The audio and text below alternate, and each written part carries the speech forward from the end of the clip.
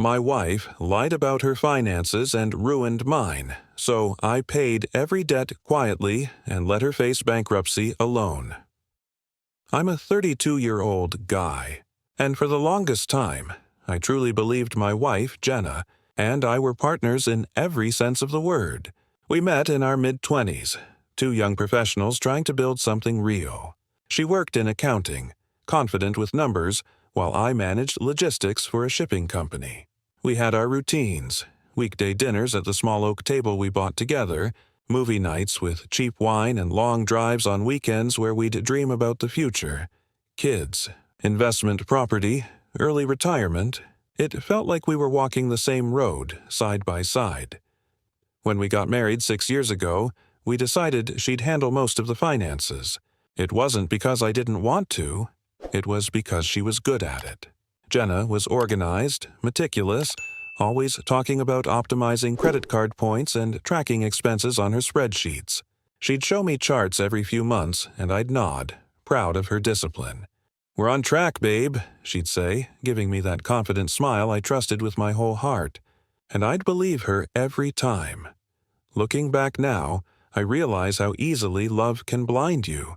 I never questioned where the money went, never double-checked her numbers because I thought marriage was built on trust, not suspicion.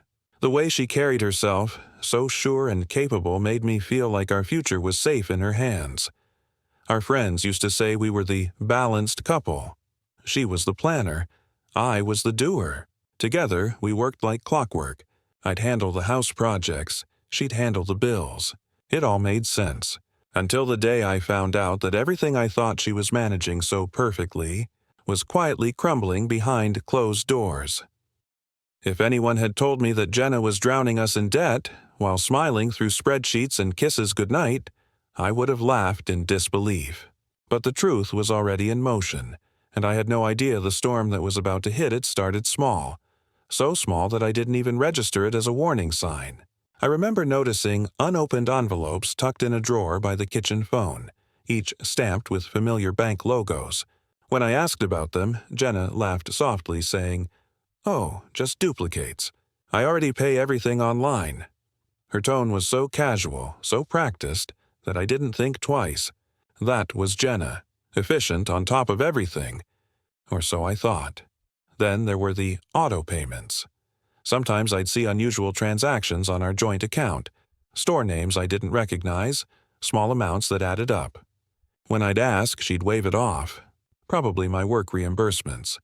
"Don't worry, I'll fix it." I'd smile, trusting her judgment. After all, she was the numbers person. I didn't realize that every time I chose trust over curiosity, I was giving her more room to hide.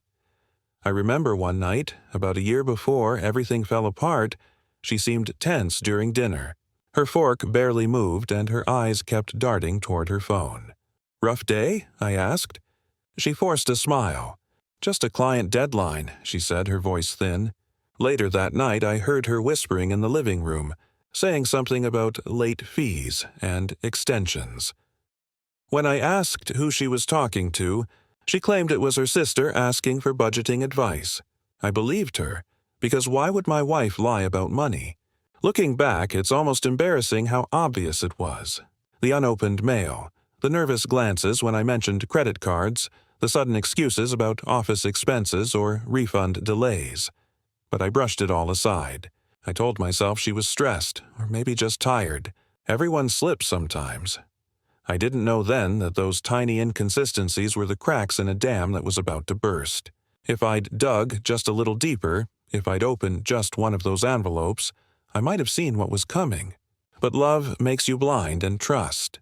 Trust can be the slowest poison of all.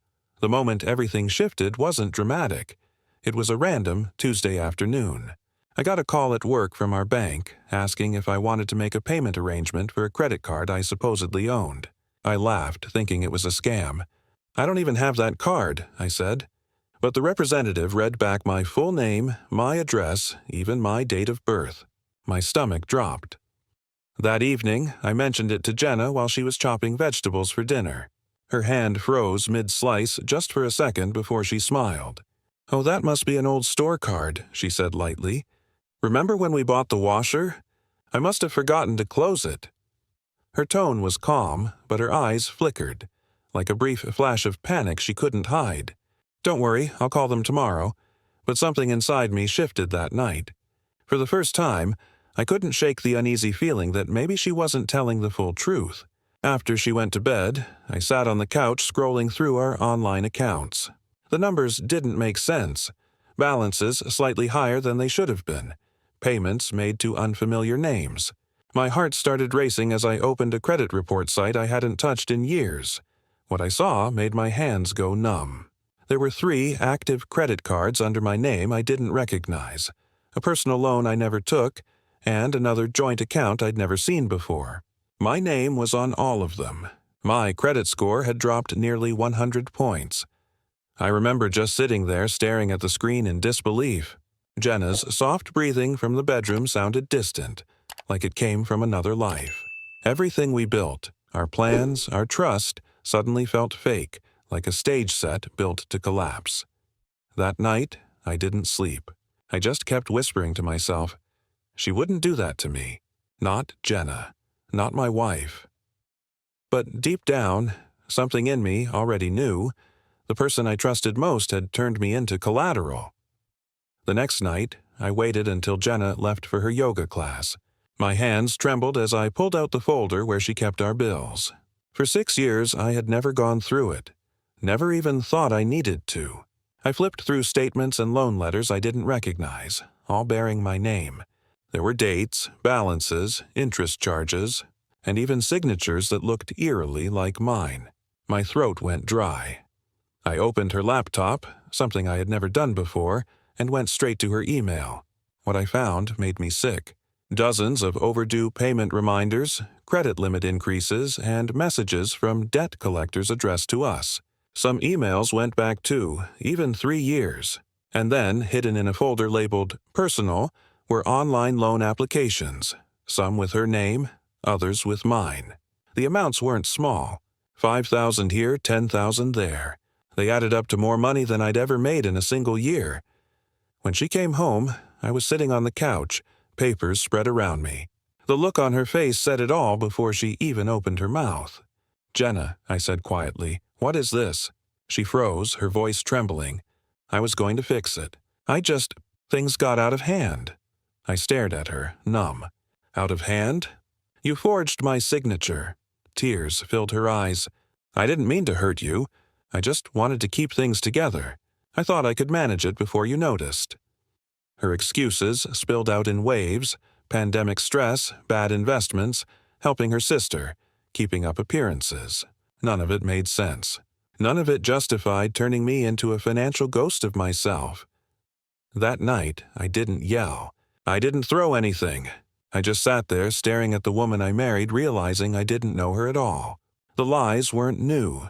They'd just finally run out of places to hide.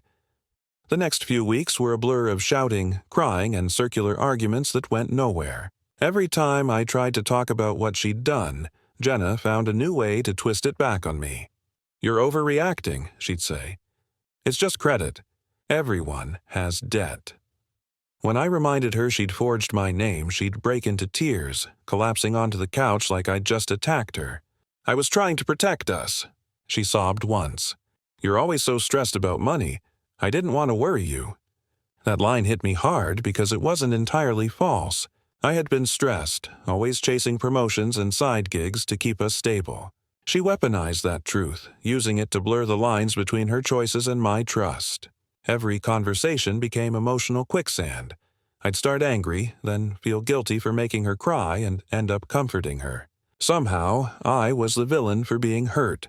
Her manipulation was subtle, but effective. She started reframing everything, telling me how much she'd sacrificed for us, how she only wanted to make our lives better, how I never understood how much pressure she was under. It was like she had memorized every word that would disarm me.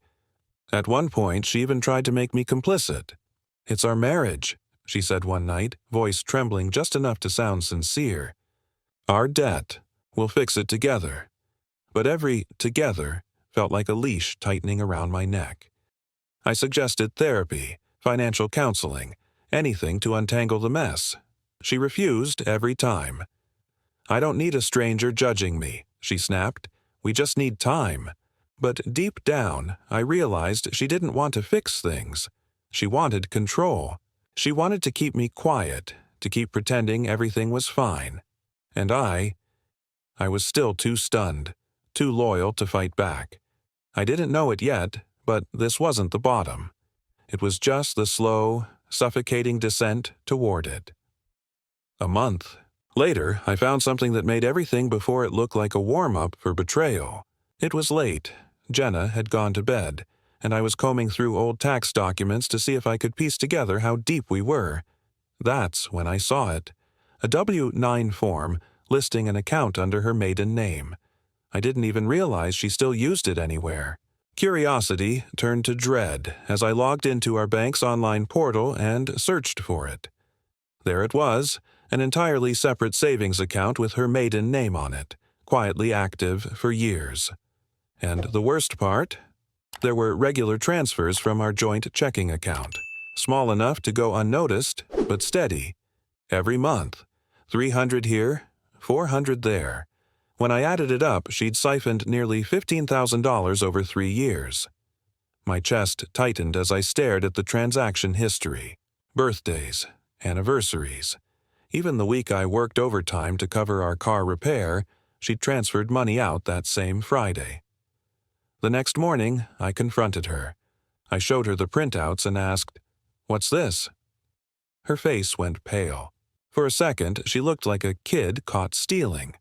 Then, in a trembling voice, she said, "I was protecting myself." "From me?" I asked, barely holding my voice steady. She looked me straight in the eye. "You're ambitious, and sometimes you make decisions without thinking them through. I didn't want to end up with nothing if you ever left." The words hit me harder than any debt ever could. She hadn't been trying to save us. She'd been preparing for herself, for an exit plan. While I was breaking my back for us, she was quietly stockpiling money in case she needed to walk away. That's when something inside me broke. Not in anger, but in clarity.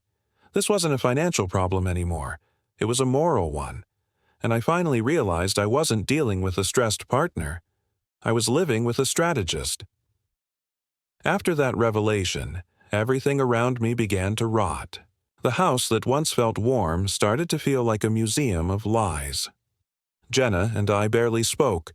When we did, it was through cold, practical exchanges about bills, groceries, or her pretending to care about rebuilding trust.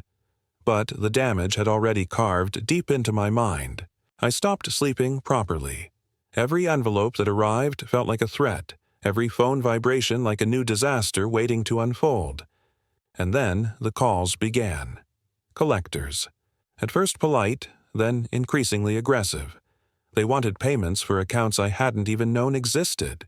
Some called my workplace, leaving messages with reception. My manager pulled me aside one afternoon, whispering, "Everything okay at home?" The humiliation burned deeper than the fear. I confronted Jenna again, demanding the full picture, every loan, every card. She gave me another half-truth. "It's not that bad," she said, eyes darting away. "I can talk to them. I'll fix it." But I had stopped believing her long ago. Then came the day I checked my credit report again and saw my car loan flagged as at risk. I remember sitting in the driver's seat afterward, gripping the steering wheel so tightly my knuckles turned white. My chest felt like it was collapsing in on itself. Everything I'd worked for, every overtime shift, every night I spent, thinking we were building something. It was all slipping through my fingers. That night, I sat in the living room surrounded by overdue bills, the silence thick enough to choke on. Jenna stood in the doorway, pretending to cry, whispering, "We'll get through this, babe." But I couldn't even look at her. The woman I once trusted with everything had turned my future into rubble. That was my rock bottom. The night I realized I wasn't married to a partner anymore. I was chained to my own saboteur. Something inside me shifted after that night. I'd spent months drowning in confusion and guilt, but now everything was clear. Jenna wasn't going to stop lying, and no apology would rebuild what she destroyed. I realized that if I wanted peace, I couldn't scream, I couldn't fight, I had to become quiet, controlled, strategic. So I stopped arguing altogether. When she complained about money or begged for another chance, I'd just nod. That silence became my shield. She thought it meant forgiveness. It didn't. It meant calculation. Over the next few weeks, I started fixing the damage one piece at a time, but without her knowledge. I called every lender, every bank, every collector, and negotiated the debts that had my name on them. I worked overtime, took side contracts, even sold a few things I'd been holding on to. I funneled every spare dollar into paying off what I could, tracking everything on my own private spreadsheet. Every night while she scrolled through her phone or watched Netflix, I was quietly buying my freedom back. I also began closing our joint accounts, slowly, discreetly, one card at a time. I changed passwords, redirected statements, froze new applications under my name. She didn't even notice. She was too busy living in denial, still pretending everything was fine. What kept me going wasn't anger. It was the satisfaction of control returning to my hands. The same calm, methodical rhythm she'd once used to deceive me, I now mirrored in silence. She'd ask, "Are we okay?" And I'd look her in the eyes and say, "Yeah, we're fine." But inside, I was watching her build a house of cards without realizing the foundation was gone. I didn't need to expose her. I just needed to make sure when everything finally collapsed, it would fall entirely on her. The beauty of silence is that people mistake it for peace. Jenna thought my quiet meant forgiveness. She didn't realize it was distance. Me, slowly stepping back while she danced closer to the edge. I stopped asking about bills, stopped checking her budget updates, stopped reacting altogether. The less I said, the more reckless she became. She started spending again. New clothes, spa visits, dinner with her friends where she bragged about how well we recovered. I'd watch her twirl her hair and laugh while charging it all to her new credit cards, the ones she opened this time, under her name. She assumed I was still cleaning up behind her, just like before. She didn't notice that every account tied to me was either closed or transferred. I was out. Quietly, permanently out. I remember one night vividly. She came home with shopping bags in both hands and a smug little smile. "You won't believe the deal I got on these," she said, tossing a receipt on the table. I looked at it. $300 on shoes. I didn't say a word. That silence seemed to confuse her more than any fight ever could. Over the next few months, the first cracks appeared. Late fees started hitting her email. Creditors left voicemails. She called it all a mistake, convinced it was a glitch in the system. Meanwhile, I was sitting on the couch each night, fully paid off, my accounts pristine. The satisfaction wasn't about revenge, it was about relief. Watching the chaos that once consumed me now orbit around her alone felt like exhaling after holding my breath for years. One afternoon, I overheard her on the phone whispering, "I don't understand. They were supposed to process the payment." Her voice shook. That was the first time I saw her panic instead of mine. And in that moment, I realized she wasn't just losing money. She was losing the illusion of control she'd built her whole life around. It all came crashing down one ordinary Tuesday morning. Jenna burst into the kitchen, phone in hand, pale as a ghost. "My cards aren't working," she said, her voice shaky. "None of them." I looked up from my coffee and simply asked, "Did you check your balance?" That one sentence seemed to break something in her. She sat down, scrolling through her banking app, eyes darting faster and faster. "They froze my account," she whispered. "Why would they do that?" I didn't respond. There was nothing to say. Over the next few days, her panic grew. The hidden savings account under her maiden name had been flagged for unpaid taxes. The IRS had seized it. Her personal credit cards hit their limits, and the collectors were no longer patient. I'd already separated my name from everything months before, so the flood hit her and her alone. She spent hours on the phone, begging for extensions, trying to convince strangers that there must be some mistake. At night, she'd break down crying on the couch, mascara streaking her face. "You're just going to sit there?" she yelled once. "You're really going to let me drown?" I met her eyes and said quietly, "You made the choices, Jenna. Now, you live with them." The silence that followed was heavier than any argument we'd ever had. She tried to guilt me, tried to remind me of our vows, of everything we'd been through, but those words meant nothing now. They were just echoes of promises she'd already broken. By the end of the week, she was pacing the house, muttering to herself, unable to comprehend that the safety net she thought I'd always provide was gone. For years, I'd been the one suffocating under her lies. Now, she was gasping in the vacuum she created, and for the first time in a long time, I slept soundly. When I finally told Jenna I was filing for divorce, she didn't even respond at first. She just stared at me across the living room like she hadn't heard me correctly. You're leaving me, now?" she whispered as if the timing was the betrayal, not everything she'd done. I didn't yell. I didn't explain. I simply handed her the envelope, papers already signed, evidence attached. Every forged document, every fake signature, every hidden account, neatly cataloged and time-stamped. She flipped through the pages, her face draining of color. "You kept records?" she asked, her voice trembling. I met her gaze and said, "No, Jenna, I kept receipts." The next few weeks were chaos.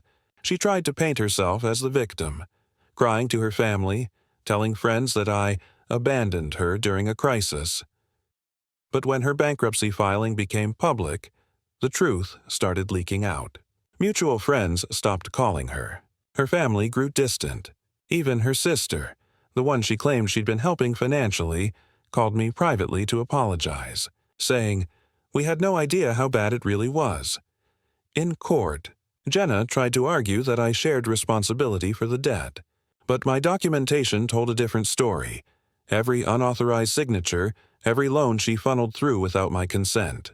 The judge barely needed an hour to finalize it. She left the courtroom with her head down, and I walked out feeling not happy exactly, but free. I didn't gloat. I didn't post about it. I didn't even tell our mutual friends what she'd done. The silence that once suffocated me had turned into something else. A boundary. A shield. She had destroyed everything in her search for control, and all I had to do was step out of the wreckage and keep walking. As I left that courthouse, I realized something I hadn't felt in years. The weight on my chest was gone. Months later, I finally felt like myself again. I moved into a smaller apartment, away from the memories that had built up like dust in the corners of our house.